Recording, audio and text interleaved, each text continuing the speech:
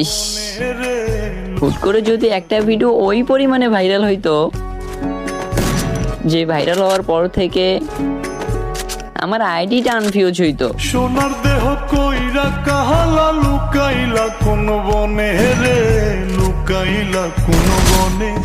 আমি কেন বা পীড়িত কইরা ছিলাম না যাই না তোর সনে রে।